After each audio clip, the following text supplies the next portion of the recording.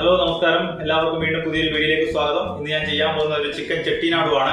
ഇപ്പോൾ ചിക്കൻ ചെട്ടിനാടു എങ്ങനെ ഉണ്ടാക്കും നോക്കാം. ആ വീഡിയോയിലേക്ക് കിടക്കാം. ചിക്കൻ ചെട്ടിനാടു നല്ല സ്പൈസി ആയിട്ടുള്ള ഒരു ഡിഷാണ്.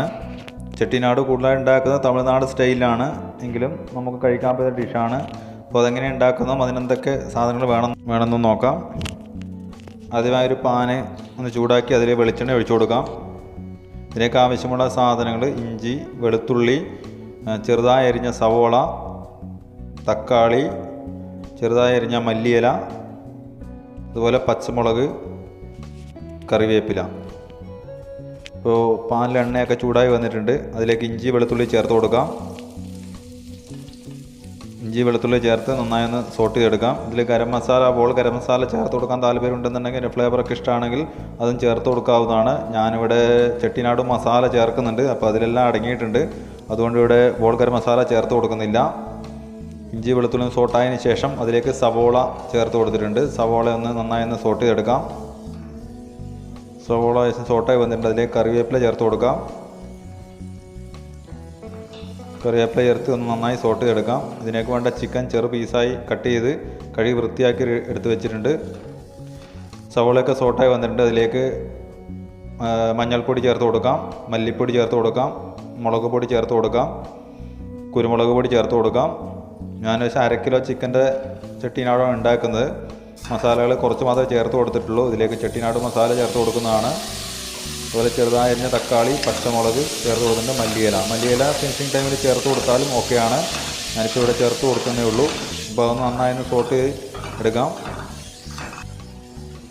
അതിനുശേഷം ഉപ്പ് ചേർത്ത് കൊടുക്കാം. ഇപ്പോൾ മസാല നല്ല സോട്ടായി റെഡിയായി വന്നിട്ടുണ്ട്. അതിലേക്ക് ചെട്ടിനാട് മസാല ചേർത്ത് കൊടുക്കാം. ഇതിൻ്റെ മെയിൻ ടേസ്റ്റ് ചെട്ടിനാട് മസാലയാണ്. അത് ആവശ്യം നോക്കി ചേർത്ത് കൊടുക്കുക. ചെട്ടിനാട് മസാല എങ്ങനെ ഉണ്ടാക്കുന്നുള്ള വീഡിയോ ഞാൻ ഇതിനു മുമ്പ് ചെയ്തിട്ടുണ്ട്. ആ വീഡിയോ നോക്കിയാൽ ചെട്ടിനാട് മസാല എങ്ങനെ ഉണ്ടാക്കുന്നത് മനസ്സിലാക്കാൻ പറ്റും. ഇപ്പോൾ മസാലയൊക്കെ പച്ചമുളകൊക്കെ മാറി റെഡിയായിട്ടുണ്ട്. ഇനി കട്ട് ചെയ്ത് വെച്ച ചിക്കൻ അതിലേക്ക് ചേർത്ത് കൊടുക്കാം. ചിക്കൻ ചേർത്ത് നന്നായി മസാലയൊക്കെ ചിക്കന് പിടിക്കുന്ന രീതി നന്നായി ഒന്ന് മിക്സ് ചെയ്തെടുക്കാം. അതിനുശേഷം അതിൽ ചൂടുവെള്ളം ഒഴിച്ച് ഒരു 5 മിനിറ്റ് ഒന്ന് വേവിക്കാം. അടച്ചു വെച്ച് വേവിക്കാം.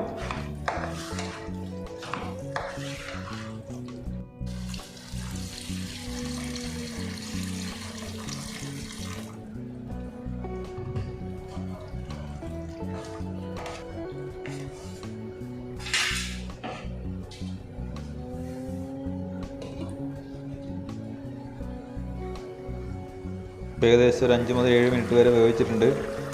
ചിക്കനൊക്കെ വന്ന് ഗ്രേവിയൊക്കെ നല്ല കുറുകി വരുന്നുണ്ട്. അപ്പോൾ ജസ്റ്റ് ഒന്ന് മിക്സ് ചെയ്ത് ഈ സമയത്ത് അതിന് എന്തൊക്കെയാണ് മസാല കുറവുള്ളത് നോക്കാം. അപ്പോൾ അതിൽ കുറച്ച് ഉപ്പ് കുറവുള്ളതായി തോന്നി ഉപ്പ് ചേർത്ത് കൊടുക്കാം.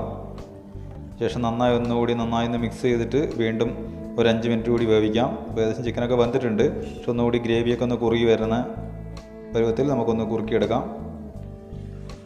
ഇപ്പോൾ ഗ്രേവിയൊക്കെ കുറുകി കറി റെഡിയായിട്ടുണ്ട്. വളരെ സിമ്പിളാണ്. ചെട്ടിനാട് മസാല റെഡി ആണെന്നുണ്ടെങ്കിൽ വളരെ സിമ്പിളായിട്ട് ഉണ്ടാക്കാൻ പറ്റുന്ന ഡിഷാണ്. അപ്പോൾ എല്ലാവർക്കും വീഡിയോ ഇഷ്ടമായെന്ന് വിശ്വസിക്കുന്നു. വീഡിയോ ഇഷ്ടമായാൽ ലൈക്ക് ചെയ്യുക, ഷെയർ ചെയ്യുക, സബ്സ്ക്രൈബ് ചെയ്യുക. ചെട്ടിനാട് ഗ്രേവി നല്ല തിക്ക് ഗ്രേവിയാണ്, അധികം ലൂസായുള്ളൊരു ഗ്രേവിയല്ല. അപ്പോൾ നമ്മുടെ ചിക്കൻ ചെട്ടിനാട് റെഡിയാണ്. ഒരു പാത്രത്തിലേക്ക് മാറ്റാം.